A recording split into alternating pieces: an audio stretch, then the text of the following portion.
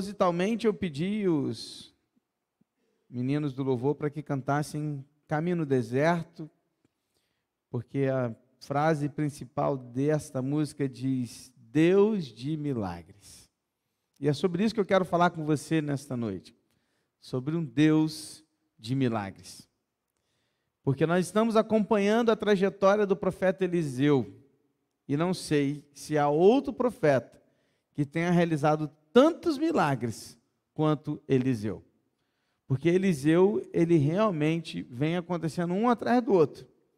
E cada um que vai nos surpreendendo ainda mais. Isso não por mérito de Eliseu, mas pela graça de Deus sobre a vida dele. Porque Eliseu é só um instrumento nas mãos de Deus. Na verdade, todos os milagres não são de Eliseu, são de Deus. Por isso é o nosso Deus de milagres. Eliseu, depois de ter ressuscitado o filho da sunamita, voltou para Gilgal, onde havia alguns discípulos dos profetas ali, e era um tempo de fome, e eles vivenciavam uma seca muito grande, uma fome terrível naquele tempo, naquele lugar especial. E Eliseu chega ali em Gilgal, e algo acontecerá aqui. Abra sua Bíblia. Segundo livro dos Reis, capítulo 4, nós vamos ver o finalzinho do capítulo 4 e vamos ver boa parte do capítulo 5 hoje, se o tempo nos permitir, creio que vai dar. Então nós vamos hoje começar vendo 3 milagres. Na verdade, nós veremos hoje 3 milagres que Deus vai realizar através da vida de Eliseu. Segundo Reis, capítulo 4, 38 a 41.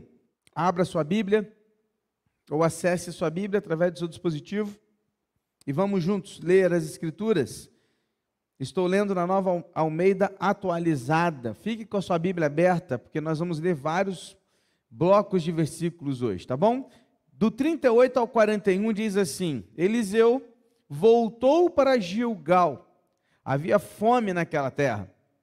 Quando os discípulos dos profetas estavam sentados diante dele, Eliseu disse ao seu servo: ponha a panela grande no fogo e faça um cozido para os discípulos dos profetas. Então, um deles saiu para o campo a fim de apanhar ervas. Ele achou uma trepadeira silvestre e, colhendo os frutos, encheu a sua capa com eles. Voltou para casa, cortou os frutos em pedaços e os pôs na panela, mesmo sem saber o que eram. Depois, deram de comer aos homens. Enquanto comiam do cozido, gritaram: morte na panela, ó homem de Deus!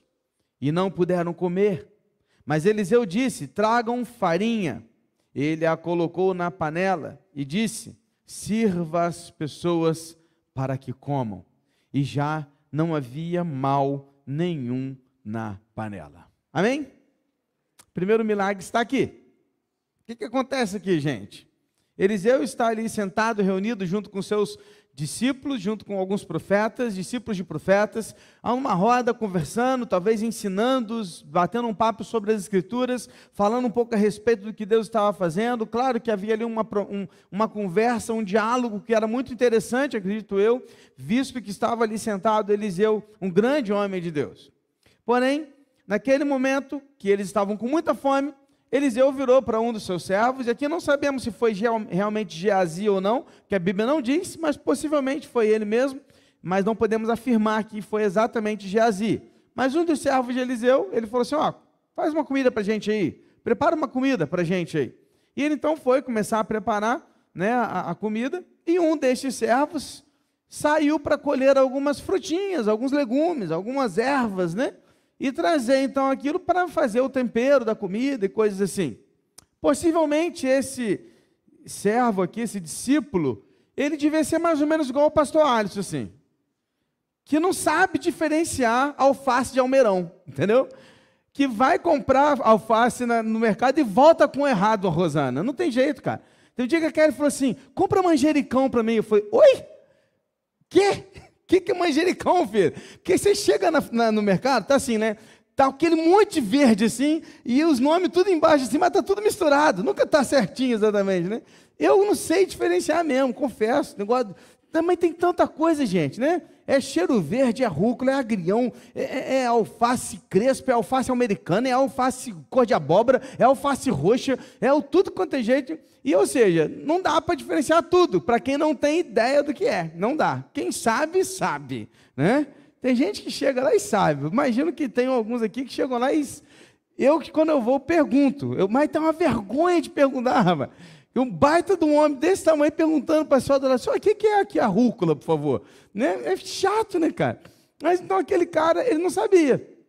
Então ele chegou lá e começou a pegar algumas coisas e tinha dentre elas algumas ervas silvestres, venenosas. Venenosas. Sem saber. Pegou aquilo tudo, colocou na sua capa e trouxe.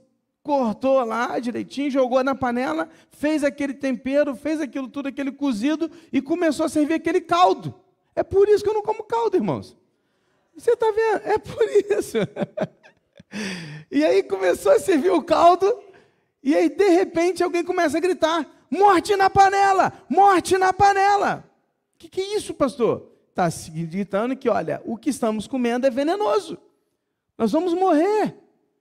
Alguém descobriu que o que estava ali era veneno.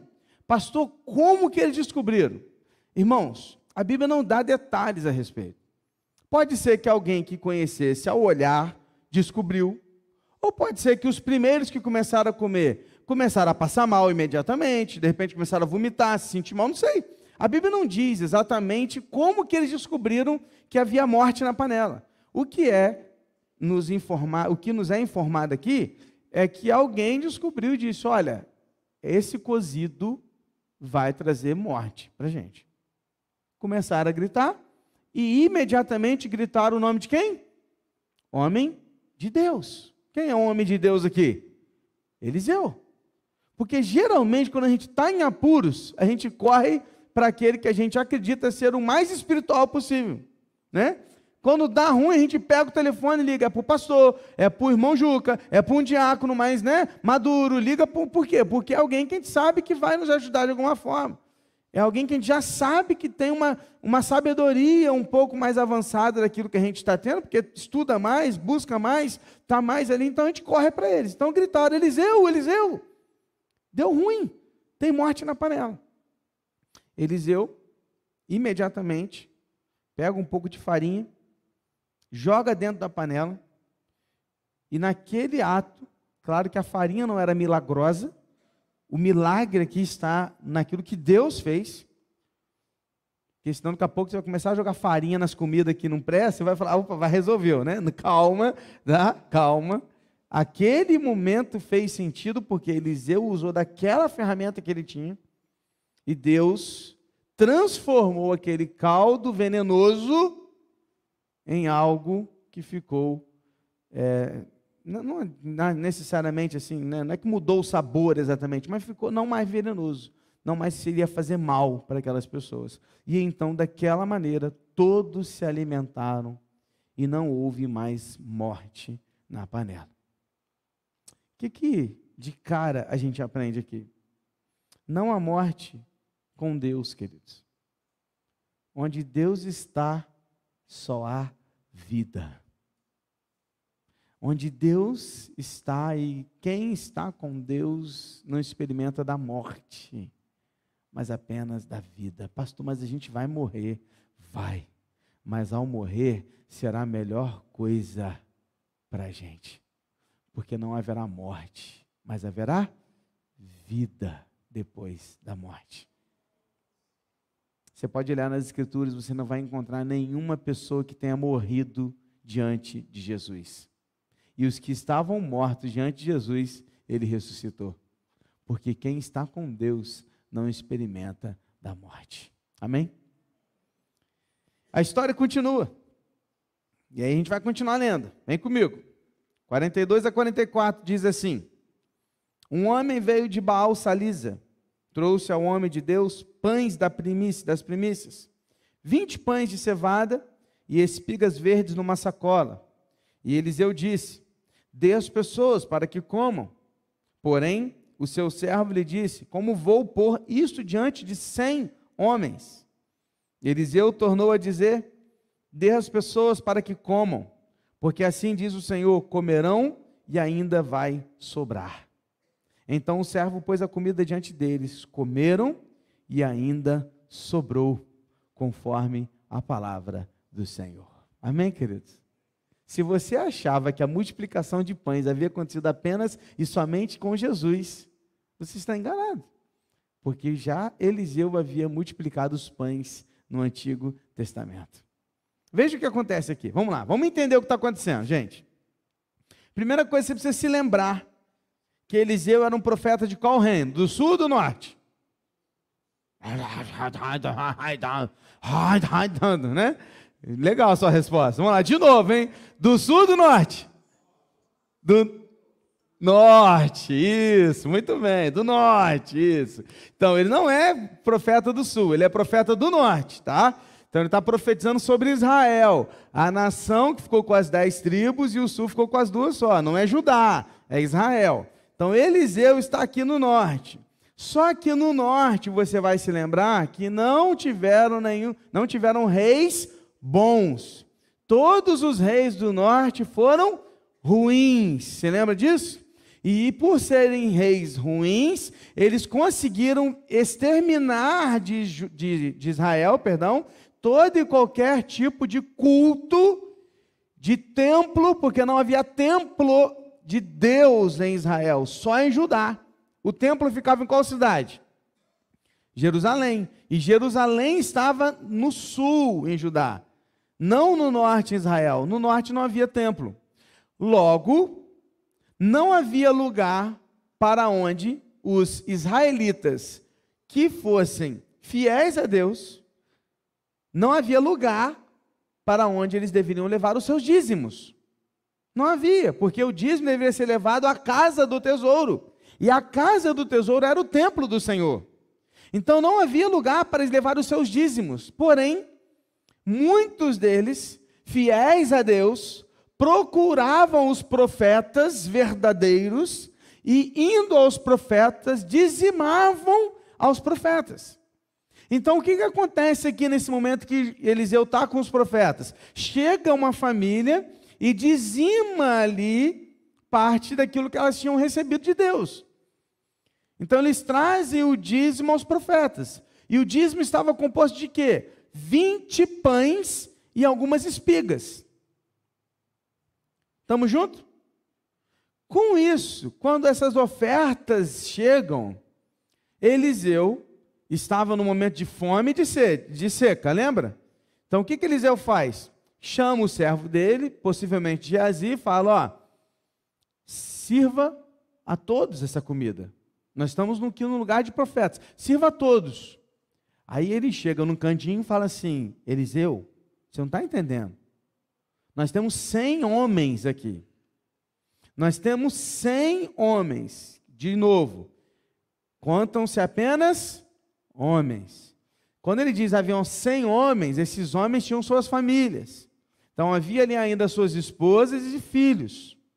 Então não eram apenas 100 pessoas, eram 100 homens. Vamos dizer que cada homem tinha uma mulher, uma esposa e 2 filhos, que não era a realidade daquele tempo. A realidade nossa é essa. Ter 2, 1 filho é Brasil hoje. Mas naquele tempo tinham-se 7, 8, 12. Mas vamos ficar com um pouquinho. Digamos que tenhamos uma esposa e 2 filhos, 4 por família. Então nós temos agora pelo menos umas 400 pessoas, com 20 pães. Famintos, porque era época de fome. Porque você comer um pedacinho de pão, comendo todo dia a cada 3 horas, é mole. O problema é você comer um pouquinho de pão 3 dias com fome. Então a situação era complicada. E aí o Geazi vai falar assim, como hei eu de pôr isso diante de 100 homens? Talvez essa pergunta te leve ao Novo Testamento.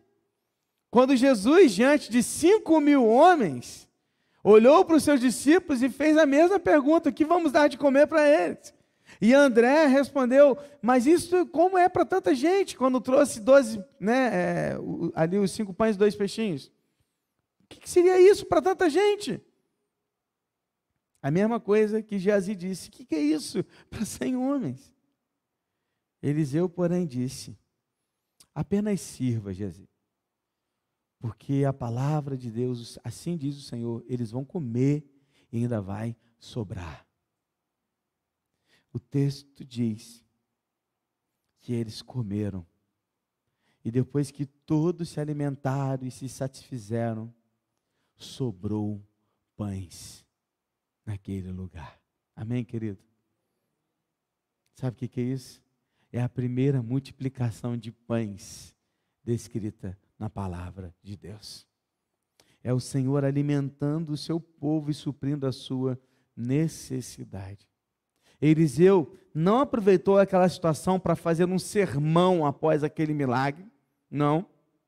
Mas esse milagre nos garante que Deus conhece as nossas necessidades e que as supre quando confiamos nele.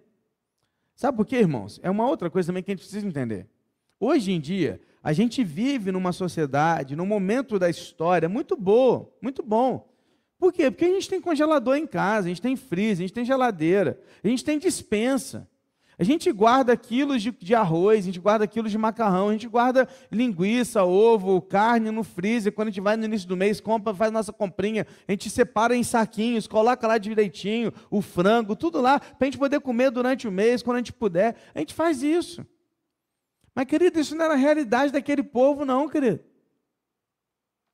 Então, você não pode pensar nesse tempo olhando a partir da sua perspectiva de vida. Olha a partir da perspectiva de vida deles. Sabe por quê? Porque no tempo de Eliseu, o povo preparava a comida que eles tinham para aquele dia, um dia de cada vez. Era literalmente um dia de cada vez. Basta cada dia o seu mal. Era literalmente assim, irmãos. Não à toa, na oração do Pai Nosso, o Senhor Jesus nos ensinou a orar o pão nosso de cada dia. Dá-nos hoje. Por quê? Porque era para eles uma situação de ter o pão de cada dia. Eles não tinham comida guardada para 5, para 6 dias. Era para cada dia. E quando eles chegam numa situação como essa, uma lição que a gente aprende aqui é que o Senhor supre todas as nossas necessidades com as riquezas da sua graça. Amém? É o que Ele faz. Perceba, eu estou dizendo que Ele vai te dar tudo o que você quer. Eu estou te dizendo que Deus vai suprir as suas necessidades. É disso que trata. Porque o Novo Testamento, quando Jesus está em Mateus capítulo 6, ele fala exatamente disso. Quando ele chega no versículo 33, quando ele disse aquele versículo que a gente conhece muito, buscar em primeiro lugar o reino de Deus, a sua justiça, e as demais coisas vos serão acrescentadas. Ele não está falando de tudo que você quiser, não. Ele está falando do contexto anterior, e o contexto anterior ele está falando de comida, bebida e roupa. Porque ele está falando dos pássaros que são alimentados pelo campo. Ele está falando que como que pode, Deus cuida dos pássaros, como Ele não vai cuidar dos seus filhos, é isso que Ele está dizendo. Se Deus veste os campos com as mais belas flores, Ele não vestiria os seus filhos, é isso que Ele está dizendo. Ou seja, necessidades. O Senhor não deixará faltar nos nossos lares as nossas necessidades. Ele cuida de nós. Ele cuida do seu povo. Nós somos os seus filhos. Amém?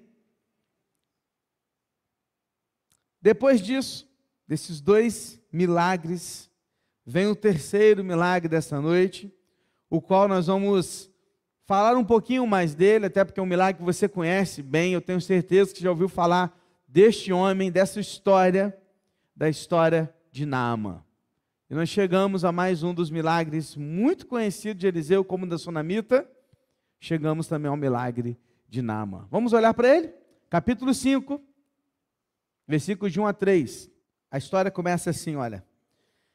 Naamã, comandante do exército do rei da Síria, era grande homem diante do seu senhor e de muito conceito, porque por meio dele o Senhor tinha dado a vitória à Síria. Ele era herói de guerra, porém sofria de lepra. Tropas saíram da Síria e da terra de Israel, levaram cativo uma menina que ficou ao serviço da mulher de Naamã. E um dia a menina disse à sua senhora: quem dera o meu senhor, ou seja, Naamã, estivesse na presença do profeta que está em Samaria, ele o curaria da sua lepra. Nós estamos falando aqui, queridos, agora da Síria. Naamã, ele era da Síria. Naamã era o general, o segundo no poder da Síria, estava abaixo apenas do rei. O rei chamado como Ben-Hadad II. E Naamã estava abaixo dele. Então o rei estava aqui, Naamã era o segundo na sucessão do poder. Naamã era um cara muito estimado, querido, amado pelo povo, pelos seus soldados. Era um camarada muito bom no que fazia, tinha qualidades, mas ele tinha um problema. Ele tinha lepra. Ele era um leproso. E a Bíblia nos diz e dá a entender pelo estudo das Escrituras que ele não tinha lepra no corpo todo, mas ele tinha lepra num lugar específico, talvez na barriga, talvez na perna. A Bíblia não diz exatamente num lugar específico, mas a lepra estava num lugar do seu corpo, não no seu corpo todo. Porém, sabemos que a lepra se espalha facilmente e, consequentemente, leva à morte. Então, aquele homem estava fadado à morte. Ele iria morrer muito mais cedo do que imaginava. Mas a esposa dele tinha uma escrava, uma menina, que pelo texto, pelo original, dá-se a entender que era uma adolescente. E essa adolescente, ela era israelita. E essa menina testemunhava do poder do seu Deus na casa de Naamã. E certa vez ela disse à sua patroa, à sua senhora: olha, quem dera se o meu patrão pudesse conhecer o profeta que vive em Samaria. Tenho certeza que ele o curaria. Sabe uma coisa que eu aprendo aqui, irmãos? Uma primeira lição que eu queria deixar para as nossas vidas aqui nesse capítulo. Nunca subestime o poder de um simples testemunho. Nunca subestime o poder de um simples testemunho. Porque Deus pode pegar as palavras dos lábios de uma criança e levá-las aos ouvidos do rei. Nunca pense, querido, que você não está sendo visto. Nunca pense que as pessoas não estão te ouvindo. Nunca pense que o que você faz, o que você fala não tem valor. Nunca pense que um simples ato, uma simples palavra com um cliente, com um passageiro, com um familiar, com um patrão, com um seu líder, não importa. Nunca pense. Porque um pedacinho, uma simples palavra, um simples ato, um simples testemunho pode mudar a vida daquela pessoa. Pequenos atos e pequenas palavras salvam vidas. E Deus usa essas pequenas palavras. Não importa a sua idade ou sua posição. Ela era uma menina, adolescente e escrava. E Deus usou a vida dela mesmo assim. Nunca subestime o poder de um simples testemunho. Amém? Nunca pare de testemunhar daquilo que Deus tem feito na sua vida. Você pode achar que ninguém está vendo, mas alguém está vendo.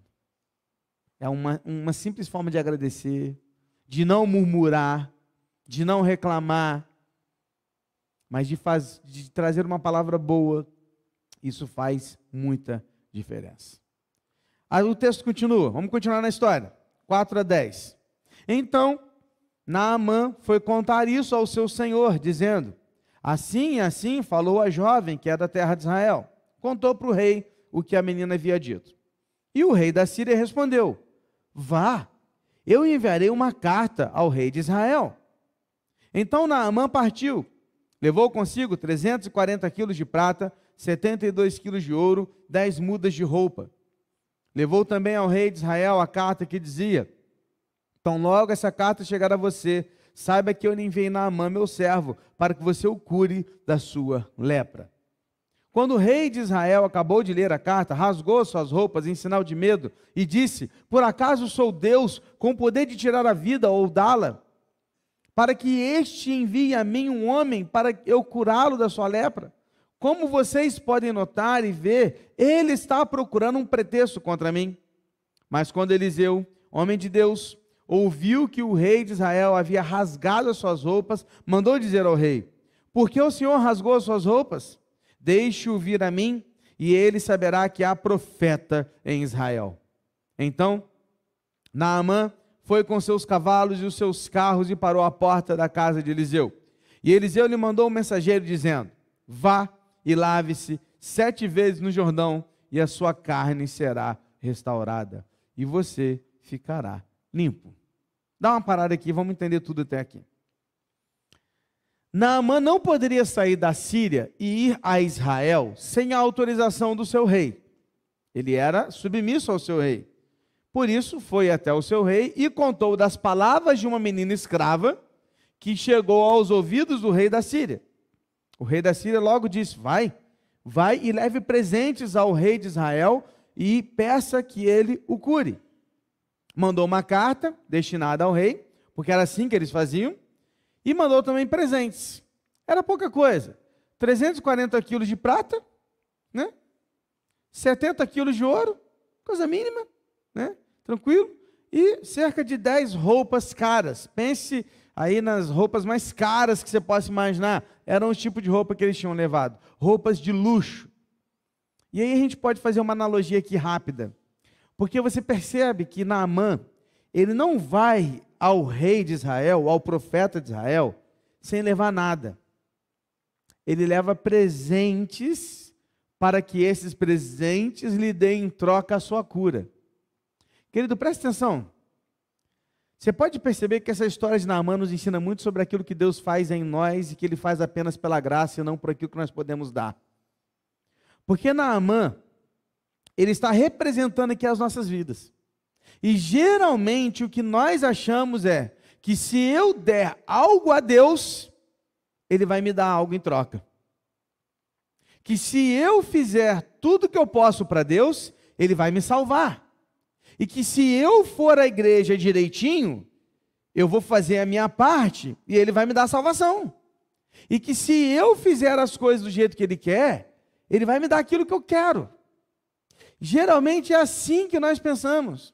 Mas nos esquecemos que salvação e bênçãos de Deus não são obtidas dando presentes a Deus, mas recebendo apenas pela graça de Deus. Não há nada que eu e você possamos dar a Deus para que Ele nos dê algo em troca. Nada.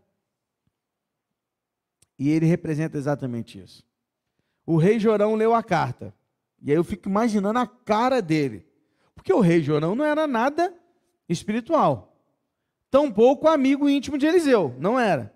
Aí ele começou a ler: estou te mandando todos esses presentes, essa carta, e o meu Naamã, que é o meu general, para que você o cure. Rapaz, imagina aquele homem. Ele rasga suas roupas. Eu já te ensinei que rasgar as vestes não é rasgar tudo, mas é rasgar um palmo daqui, ok? E isso já deixaria a sua roupa sem poder ser utilizada, porque ninguém usava roupa rasgada assim. Era o tipo de você dizer assim: eu estou rasgando a minha roupa, estou tirando de mim o que eu tenho de melhor, porque as pessoas não tinham tantas roupas como você e eu temos hoje, não tinham. E um rei fazer isso era algo quase que impossível. Reis não faziam isso. E o rei Jorão fez. Tamanho o seu desespero. Sabe o que eu aprendo aqui? Mais uma lição. É que quando nós não confiamos em Deus, nos desesperamos diante dos problemas. Quando a gente não tem um relacionamento pessoal com Deus, quando a gente não está íntimo de Deus, as coisas chegam diante de nós e a gente se desespera. A gente sai rasgando tudo, batendo cabeça, achando que deu ruim para tudo na nossa vida. Por quê? Porque a gente não confia em Deus. Aquele rei não tinha relacionamento com Deus. Porque se ele tivesse, na hora que ele lia a carta, ele falou assim: ah, entendi. Pode deixar que aqui tem Deus de verdade. Pode deixar que aqui o meu Deus é um Deus de poder, é um Deus de milagres. Pode deixar que aqui o negócio é resolvido. Você não precisa me dar presente nenhum, não. Porque o que tem aqui do meu Deus para você, você não pode dar nada para Ele, não. Ele é dono de tudo. Ele é dono de tudo, inclusive de vocês lá, que ele faz o que quiser lá com vocês. Mas ele não era. Sabe por que ele não podia falar isso? Porque ele não tinha relacionamento com Deus. Sabe por que muitas vezes você não tem resposta para dar àqueles que questionam a sua fé? Porque você não tem relacionamento com Deus. Sabe por que muitas vezes você não tem respostas para dar àquelas pessoas que vão te questionar algumas coisas? Porque muitas vezes você não tem relacionamento com Deus. Porque você só lê a Bíblia na quarta-feira quando a gente está lendo aqui. E isso nos faz ser como aquele rei. Que quando as coisas chegam diante de nós, a gente fica assim, sem saber o que fazer. E agora? O que eu faço? E agora? Para onde eu vou? Eu não sei. Sabe por que você não sabe? Porque você não lê a Bíblia. Porque a Bíblia tem caminhos e respostas para todas as coisas. Então o que nós precisamos é nos aproximar de Deus para termos respostas para aquilo que se apresenta diante de nós. Eliseu estava lá na casa dele, de boa, tranquilo, no seu sofá, retrátil, assistindo Netflix, uma série evangélica. Depois que ele está ouvindo lá, chega aos seus ouvidos que o rei rasgou as vestes e que deu ruim lá no palácio. Pastor, como que ele ficou sabendo? Alguém falou? Chegou um WhatsApp para ele lá? A Bíblia não diz como, mas é fato que ele era um profeta de Deus, e Deus revelava a ele o que ele quisesse, no tempo que ele quisesse. Deus não revelou quando a sunamita chegou lá, lembra? Ele chegou e falou, não sei o que está acontecendo, Deus não me revelou, lembra? Mas aqui Deus revelou.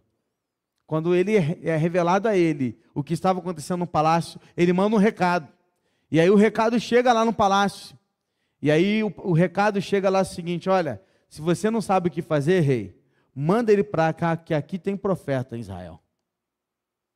Pode não ter rei, mas profeta tem. Manda para cá, que aqui a gente resolve. Por que o Senhor está rasgando as suas roupas? Deixe-o vir a mim, para que ele saiba que há profeta em Israel. Eliseu estava se achando, pastor? Não. Ele estava mostrando para o rei que há um Deus nesse povo. Mas para que você receba algo de Deus, você precisa ter relacionamento com Ele. Ele está dizendo assim, ó, e eu tenho. Então manda aqui que eu vou ver com o meu Deus o que ele tem para ele. O que o nosso Deus tem para dar a este homem? Naamã pega a sua caravana, pega os presentes e vai para a casa de Eliseu. Chegando à casa de Eliseu, Naamã chega com toda a pompa de um general, com toda a importância. Imagina uma caravana chegando, e aquela caravana com carros, né, com soldados, tudo. E quando ele chega na casa de Eliseu, ele espera ser recebido como um general. Ele espera ser recebido como alguém importante. E quando ele chega lá, ele chega cheio de presentes, esperando ser bem recebido por Eliseu. Sabe o que Eliseu faz? Primeiro, ele nem sai de casa. Ele está lá fora e Eliseu sequer vai lá fora falar com ele. Aí ele chama o servo dele e fala assim, ó, fala para ele que o que ele quer, ele vai receber. Sabe o que ele tem que fazer? Ir até o Rio Jordão e banhar-se por 7 vezes. Depois de 7 vezes ele estará curado. Vai lá e fala com ele. Sequer Eliseu saiu para falar com Naamã. Naamã se sentiu ofendido. Como assim? A resposta, querida, de Eliseu foi muito clara, muito direta. Vá, lave-se 7 vezes no Jordão e a sua carne será restaurada e você ficará limpo. Sabe o que eu aprendo aqui? Que ao buscar respostas em Deus, nós sempre acharemos respostas. Mas talvez elas não sejam o que a gente quer. Querido, deixa eu te falar uma parada. Deus sempre vai te responder. E isso não é porque você merece, não, porque isso é com relação ao caráter dele.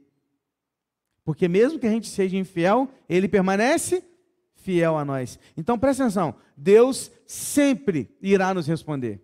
Nem que seja um, abaixa sua bola aí, espera que eu vou te responder ainda. Nem que seja um não, não vou te dar. Mas ele responde. Deus sempre tem resposta para nós. Só que nem sempre as respostas que Deus nos dá são respostas que queremos ouvir. Naamã não queria ouvir aquilo. Naamã não estava afim de ouvir aquela resposta. Naamã queria ser curado. Naamã queria ser bem recebido. Naamã queria chegar ali e que profeta saísse e o recebesse, e que o levasse para tomar um café, e que fizesse um banquete para ele. Mas não foi o que aconteceu. Aí você pensa um cara que saiu lá da Síria, 160 quilômetros de distância, chega aqui em Samaria para receber uma resposta de Deus, e o profeta fala, anda mais 50 quilômetros, que era mais ou menos a distância que ele estava do Rio Jordão, do lugar mais próximo, e se banhe 7 vezes lá. Vejamos, versículos 11 e 12. Naamã ficou indignado e se foi dizendo, eu pensava que ele certamente sairia para falar comigo, ficaria em pé, invocaria o nome do Senhor seu Deus, passaria a mão sobre o lugar da lepra e restauraria o leproso. Por acaso não são Abana e Farfar, rios de Damasco, melhores do que todas as águas de Israel? Será que eu não poderia me lavar neles e ficar limpo? Deu meia volta e foi embora, muito irritado. Ele se enfureceu, irmãos, e a causa da fúria dele era o seu orgulho. Mas para que Deus curasse Naamã, primeiro ele tinha que tratar o orgulho de Naamã.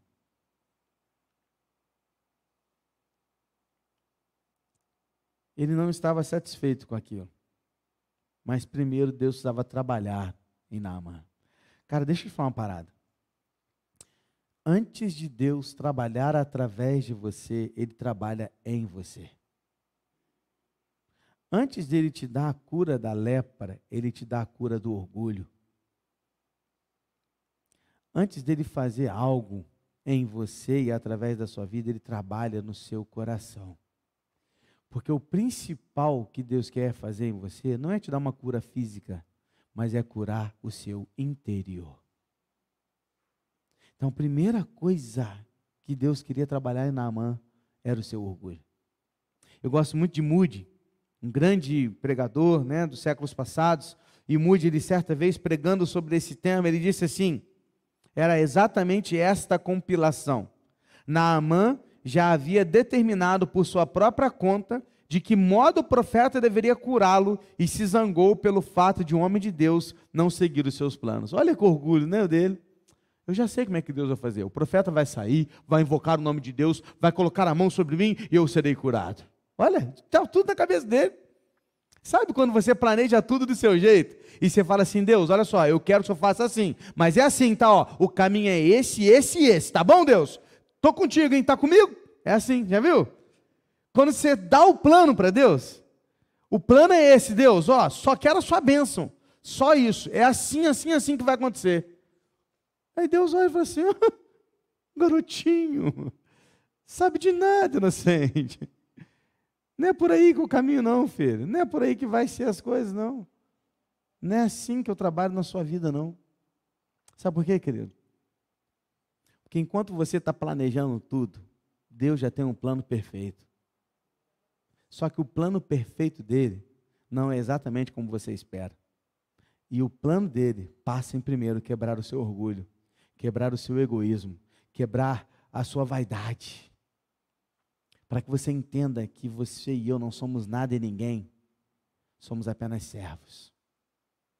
Enquanto você não entender isso, você não vai experimentar aquilo que Deus tem para você. Porque o orgulho nos afasta dos milagres de Deus. O orgulho nos faz acreditar que podemos resolver as coisas do nosso jeito. E o orgulho nos faz achar que sabemos mais que Deus, que a sua palavra a respeito da vida.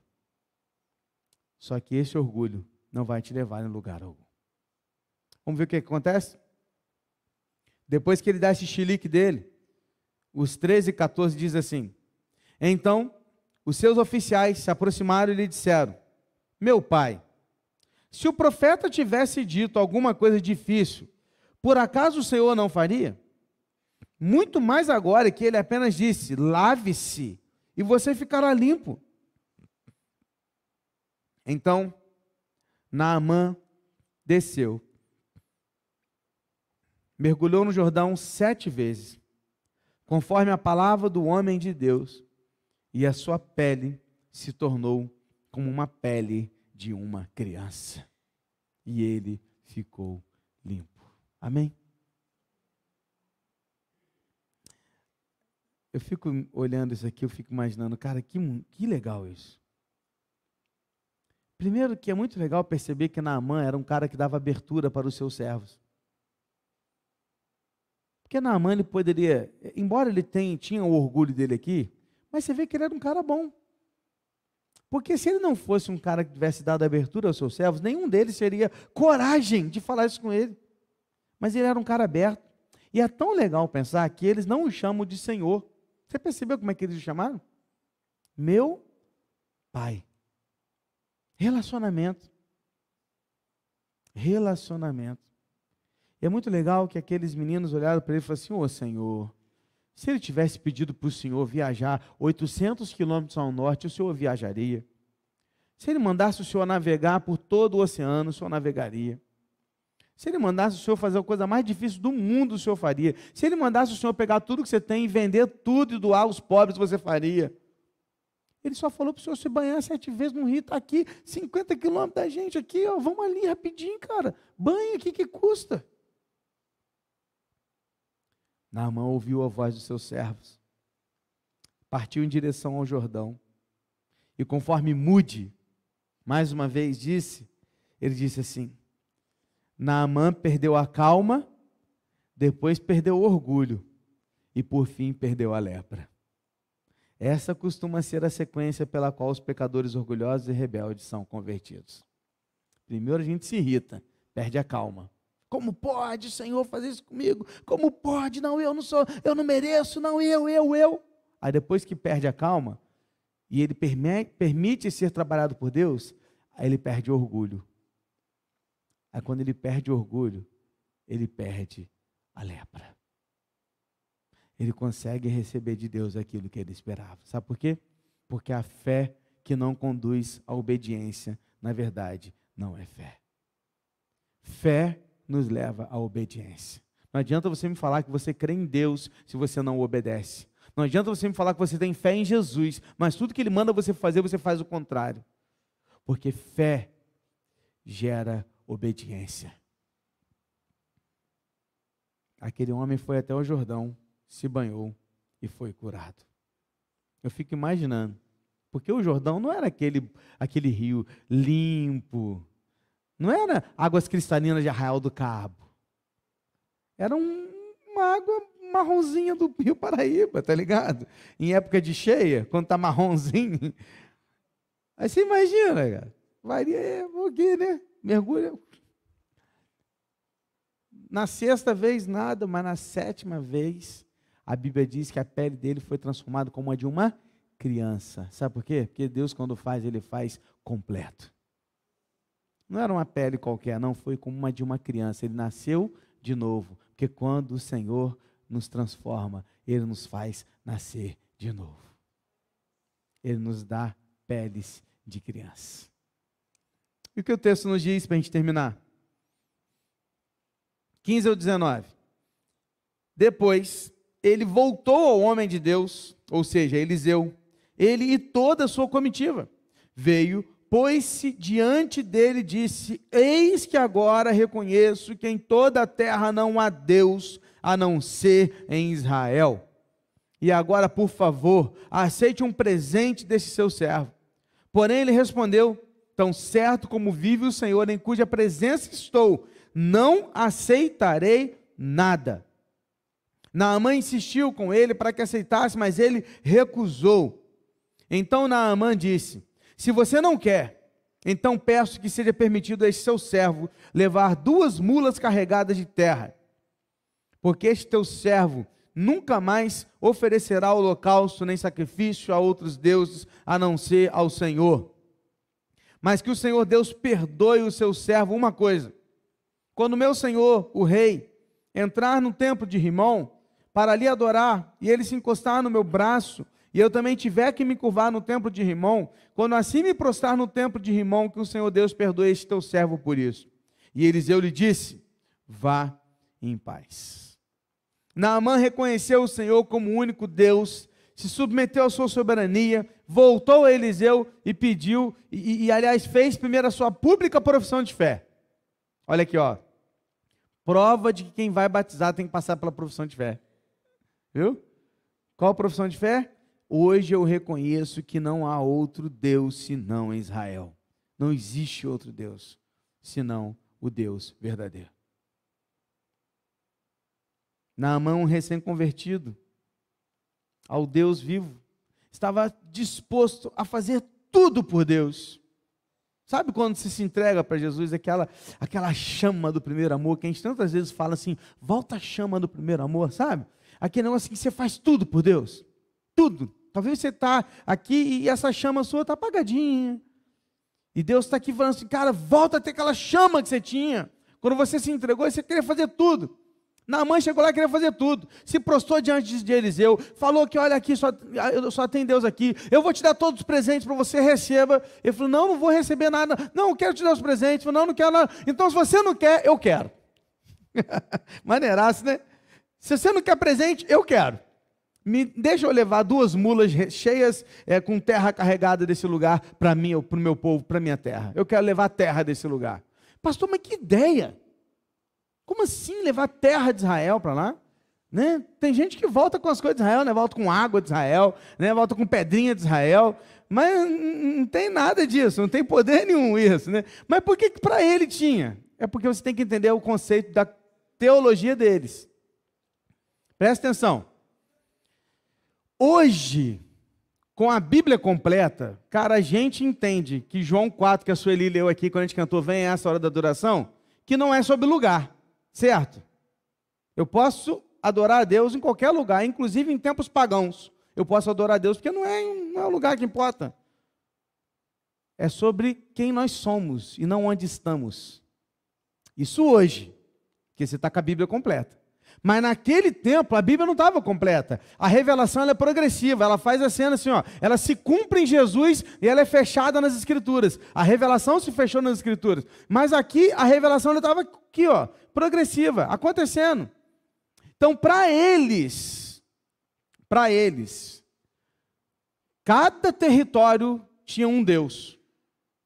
Então, Deus, por isso que ele fala que só há Deus em Israel. Porque para ele, na mente teológica dele daquele tempo, a terra de Israel pertencia ao Deus vivo e só tinha um Deus, que é o Deus de Israel. Então, para ele adorar o Deus de Israel, ele tinha que adorar onde? Em Israel. Só que ele não podia, porque ele era da Síria, ele tinha que voltar para a Síria. Então, o que ele faz? Leva um pedaço de Israel comigo. Então ele leva a terra de Israel, faz um cantinho lá para ele, joga a terra de Israel, e quando ele pisa ali naquela terra, na cabeça dele ele estava pisando na terra de onde? De Israel. E ali ele adorava ao Deus de Israel. Então essa é a compreensão, queridos. Na verdade, o que você precisa pegar aqui é que quando nós somos transformados por Deus, nossos atos precisam mudar. É o que você precisa pegar aqui. O que mudou? Ele mudou completamente. Vou levar a terra, porque agora eu não vou adorar mais aqueles deuses, vou adorar o Deus de Israel. E aí ele já faz o seguinte, ó, e Eliseu, eu já peço a você que me peça ao Deus para me perdoar, porque eu sou de lá. Então quando eu voltar para lá, eu tenho trabalho para fazer. Quando eu chegar lá, eu sou general. Para eu ganhar o meu rei e ganhar os que estão ao meu redor, eu vou precisar ficar lá com eles, porque senão eu não ganho eles. Para eu convencê-los de que só há Deus em Israel, eu vou ter que ficar com eles. Só que ficando com eles, eu vou ter que fazer algumas coisas que eles fazem aos deuses falsos.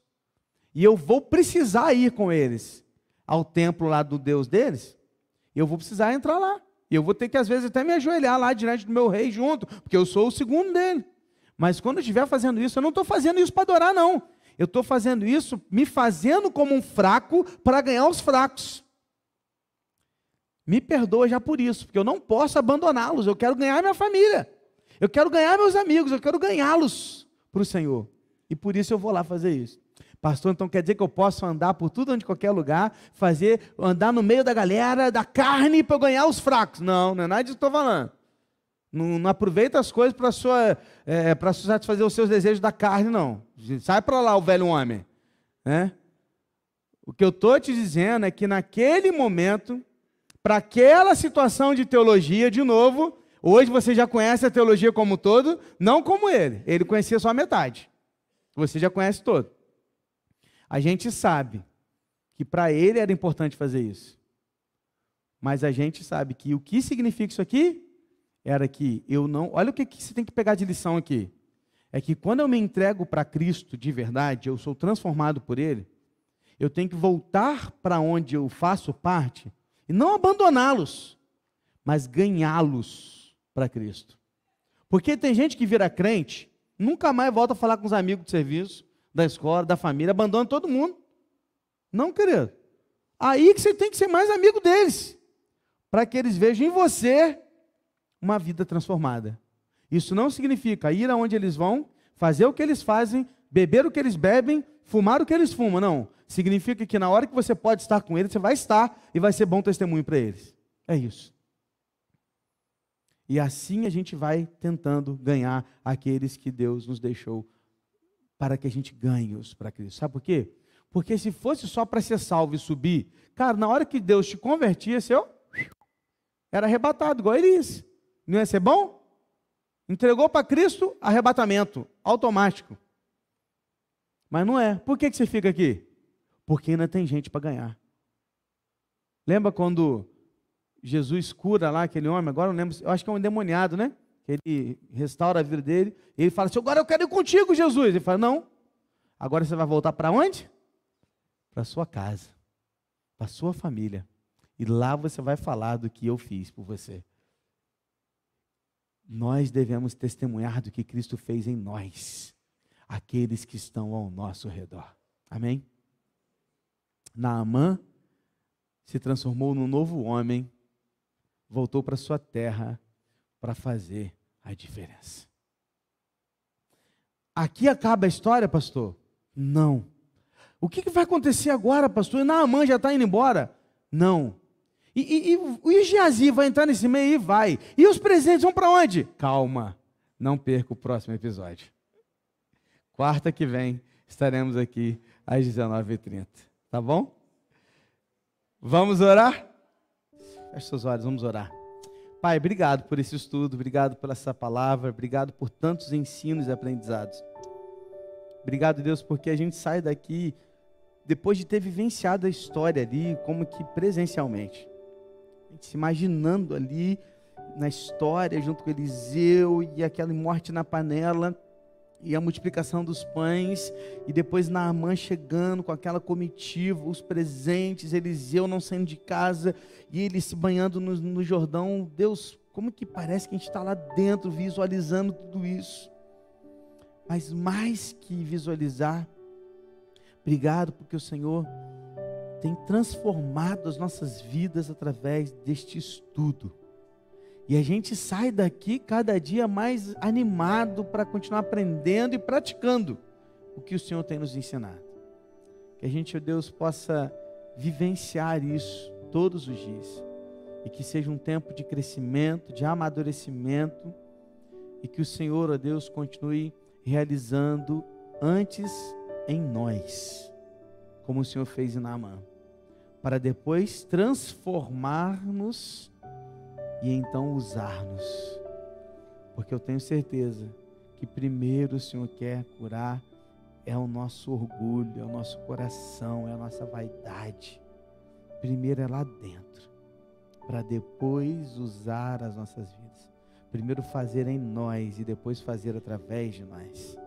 Por favor, Deus, transforma-nos. Limpa-nos como o Senhor limpou Naamã.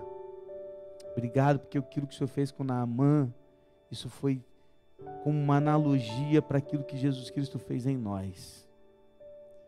Quando pela tua graça o Senhor nos purificou e nos deu vida nova, como que de uma criança, literalmente uma criança, nascendo de novo, pelo Espírito e pela água. Obrigado, Deus, por isso, porque a tua palavra é maravilhosa. Leva-nos para casa em segurança e em paz. Dê-nos um restante de semana abençoado. E que no domingo, quando a gente se reunir aqui manhã e noite, seja para a glória do teu santo nome. E agora que o amor de Deus o Pai, a graça salvadora do nosso Senhor e Salvador Jesus Cristo, a comunhão e a consolação do Santo Espírito de Deus, esteja com todo o povo de Deus espalhado na face da terra, mas em particular com o teu povo aqui neste lugar, agora e para todo o sempre. Amém, Senhor. Que Deus abençoe a sua e a nossa vida, em nome de Jesus. Vamos com Deus.